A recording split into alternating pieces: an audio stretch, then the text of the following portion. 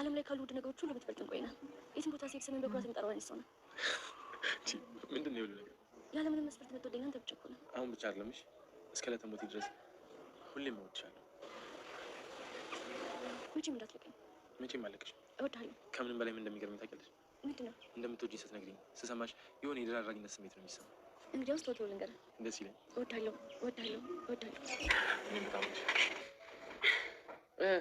ምንድን ነው? እንዴት ሆንክ ንገሪኝ።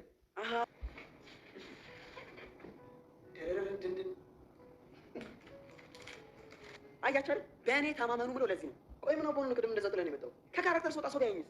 ይህ ታዲያ ሞልጨን ትመጣለህ እንዴ? ትንሽ ብቻ ነው እንዲያስደነበርኳችሁ። ኧረ ቹቹ በፈጠረ ይህ የምትቀያየረው ነገር አቁም።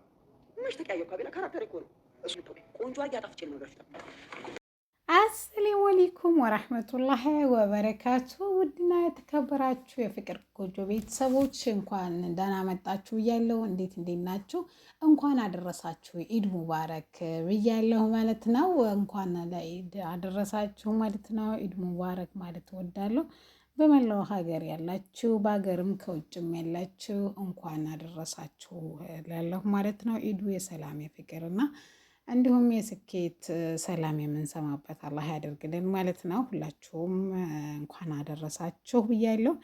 ኢዱ አላህ ሱብሓነሁ ወተዓላ ተጾመው ተተቀበላቸው ሰግደው ሰላታቸውን ከተቀበላቸው ጀነቱል ፊርደውስን አላህ ከወፈቃችሁ አላህ ያድርገን እላችኋለሁ ማለት ነው። ዛሬ እንግዲህ ይዤላችሁ የመጣሁት ማለት ነው ጋይስ ኢድ ሙባረክ ካልኳችሁ ማለት ነው ክፍል 24ን ትንሿ ድራማን የልብ ፊደል የተሰኘውን ይዤላችሁ መጥቻለሁ። ዛሬ እንግዲህ ከጋሽ ዝናቡ ጋር ትንሽ እንቆያለን ማለት ነው። ጋሽ ዝናቡ እንግዲህ ቹቻ ሲሆን መታወቂያቸውን ባለፈው ትንሿን ተከትሎ በሄደበት ጆሲ ቤት ተረስቶ መጥቶ ነበረ። ዛሬ እንግዲህ ምን ማድረግ አለብን እያሉ በክፍል 23 እየተብሰለሰሉ ነው። ቹቻ ግን የሆነ ታምር አድርጎ እንደሚያመጣው ቃል ገብቶላቸው ነበረ።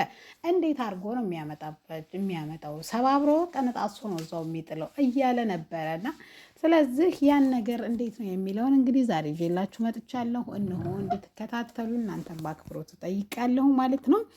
እንግዲህ እዛ ዝናቡ ማለት ነው ዛሬ እንግዲህ ለባብሰው ደራርበው ድሬቷቸውን ማለት ነው እንዴት ነኝ ይታወቃሉ ወይስ አልታወቅም ብለው እንግዲህ ሄደው ነበረ ማለት ነው። ስለዚህ እንደዛ ሲሄዱ ማንም ሰው አላወቃቸውም ነበረ። ስለዚህ ጆሲ ጋር ከመሄዴ በፊት እስቲ ዞር ዞር ብዬ ስለኔ ማጣራት አለብኝ ያቁኛል ወይስ አያቁኝም የሚለውን እንግዲህ የተነሳ ማለት ነው ሄደው እንግዲህ ዞር ዞር ሲሉ ብዙ ልጆችን አግኝተው መቅደስንም አግኝተው ለኔ የቹቻ አባት ነኝ አቶ ዝናቡ እባላለሁ እኔ ልጅ እንዳስከፋው ሰምቻለሁ። ስለዚህ በዚህ ሳምንት ውስጥ ወይም በዚህ ሳምንት ውስጥ ይቅርታ ካልጠየቃችሁት እኔ እራገማለሁ በማለት እያስፈራሯቸው ነበር። እነሱም እንግዲህ በጣም ለመቅደም ማለት ነው አግኝታት ማለት ነው እንደዚህ እኮ የቹቻ አባት እንረግማለን አሉኝ እና ደግሞም እሺ ካላላችሁ በእንቅልፍ ልባችሁ መጥቼ አስጨንቃችኋለሁ ብላ እንግዲህ ለመቅደም ትነግራታለች መቅደስ ማለት ነው። ስለዚህ ቶሎ ማለት ነው በፍጥነት ወደ እነ ቹቻ ቤት ታቀናለች መቅዲ ማለት ነው ሄዳ እንግዲህ ቹቻን ፈልጌ ነው ትለዋለች አሁን ማለት ነው። ሄኖክም እኔ ያላየሁትም ይላታል። እሷም እንግዲህ ይቅርታ ልጠይቀው ነው እኔ መረገም አልፈልግም በጣም ነው የምጠላው መረገም። ስለዚህ ለቹቻ አባት እንደመጣችና ይቅርታ እንደጠየቀችው እንድትነግርልኝ እባክህ እፈልጋለሁ ትለዋለች ማለት ነው። እንግዲህ ናሁም ማለት ነው እንትና ማለት ነው በጣም ይሰቅባትና በቃ እንደውም በጣም መጥፎ ሰዎች ናቸው ሲረግሙ እንደውም ይደርሳል ምናምን ብሏት እንግዲህ ከዛ ትሄዳለች። መቅዲ በጣም ተጨንቃ ማለት ነው እንግዲህ በጣም ይስቅባታል ማለት ነው። ቹቻ እንግዲህ ልክ እንዳሰበው ማለት ነው ድሪቱን ለባብሶ ማለት ነው ወደ እነ ጆሲ ቤት አቅንቷን ምናልባት እንኳን የሆነ ነገር ቢፈጠር ብለው እንግዲህ አብርሽና እንትና ሄደዋል ማለት ነው። ልዑል ቤት ነው ሁለቱ ጓደኞቹ ናቸው የሄዱት ማለት ነው። ስለዚህ በር ላይ ሆናችሁ ጠብቁት ነው ያላቸው። እሺ ብሎ እንግዲህ እሱ አንኳኩቶ በሩን እንግዲህ በጣም መስራት እንፈልጋለሁ ቤትም ቢሆን አጸዳለሁ መኪናም ቢሆን አጥባለሁ ብሎ እንግዲህ ጋሽ ዝናቡ ማለት ነው ቹቻ ማለት ነው ባጭሩ ማለት ነው ወደ ቤት አቅንቷል። እንግዲህ እታለም ደግሞ እንግዲህ ትነበብን በድብድብ እንደተለያዩ ባለፈው ሳምንት እንግዲህ አውግቻቸዋለሁ። ዛሬ ደግሞ እንግዲህ እንትና ማለት ነው አብዬ አኩርፈዋል። እታለምን ለምን ነካሽብኝ ብለው እንግዲህ ተቆጥተዋታል ማለት ነው። ነው።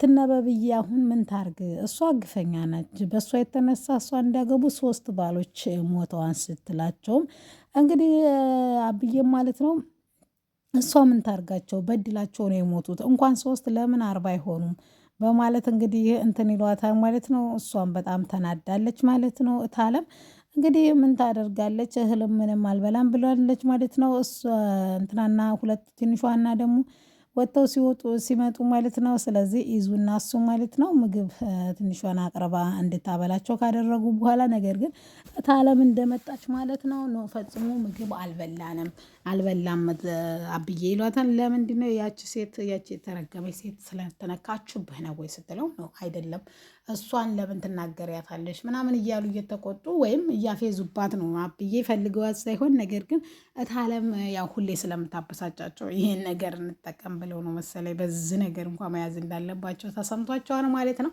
ወደ ዝናቡ ወይም ወደ ቹቹዬ ልመልሳችሁ ማለት ነው። ስለዚህ ወደ እሱ ስመልሳቸው ቤት እንግዲህ ገብቶ ምን ሆነህ ነው የተሰባበርከው ስለ አይ የሆነ ነገር ነክቶ ነው ይላቸዋል። እነሱም እንግዲህ በድጋሚ ማለት ነው እንትን ይላቸዋል ማለት ነው። እግርህም መታሸት አለብህ፣ እኔ ደግሞ ስራ ሰርቼ ነው መብላት ያለብኝ ይላሉ ማለት ነው። ስለዚህ አንተ ወንድ ልጅ አይደለህ ጠንከር አትል ምናምን ብለው እንግዲህ ጆሲን ማለት ነው አሽቼ ስርህ ዞሮ በማለት ማለት ነው ሰበርበርበር አድርገው እንግዲህ አሻሽተውታል ማለት ነው።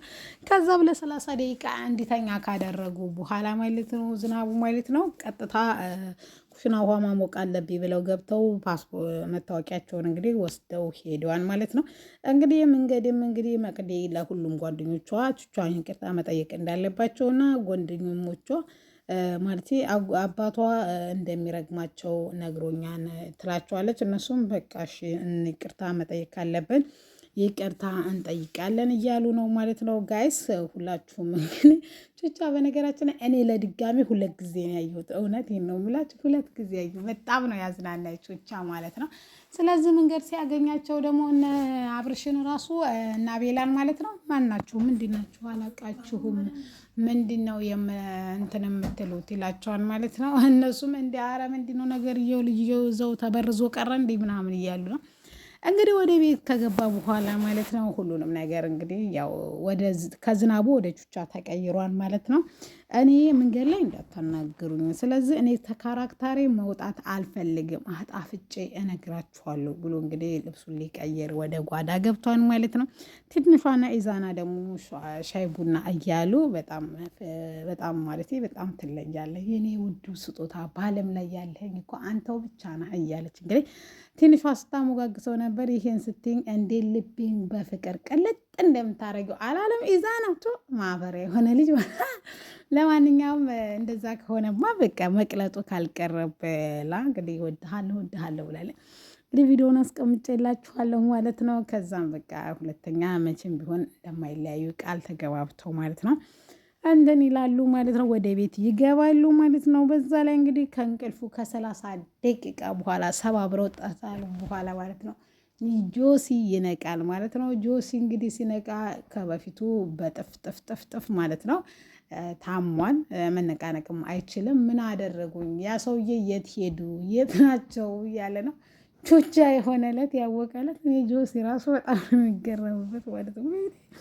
እና መቅደም እንግዲህ ይቅርታ አድርጉልኝ እኔ እርግማን አልወድም ምናምን እያለች ነው ጋይስዬ ማለት ነው። እንግዲህ ታለምና አብዬም ያው እንደተጣሉ ናቸው ማለት ነው። አብረሽ እዚህ ጋር ተናዷን እንደ ሴት አትቀየር ምን አይነቱ ነገረኛ ነው እያሉ ነው ማለት ነው። ውዶችዬ እንግዲህ አጣፍጦና አሳምሮ ወሬውን ሊተርክ ነው። ነገር ግን ከዛ በፊት ትንሿን ኢዛናንም አግኝቷቸው ተጋቡ ልጁ ለዱ ብሎ እንግዲህ አዟቸዋን ማለት ነው። ቹቻ እንደሆነ እንግዲህ አያውቁም ማለት ነው ጋይስ። በጣም የሚያስቅና የሚያዝናና ነበረ ዛሬ ብቻ በጣም የገረመኝና የተደሰኩበት ማለት ነው ውዶችዬ። ለማንኛውም እንግዲህ ቹቻ ወደዛም አለ ወደዚህም ይዞ መጥቷን መታወቂያውን ሊጨበጨልብለት ይገባን ማለት ነው። አመሰግናለሁ።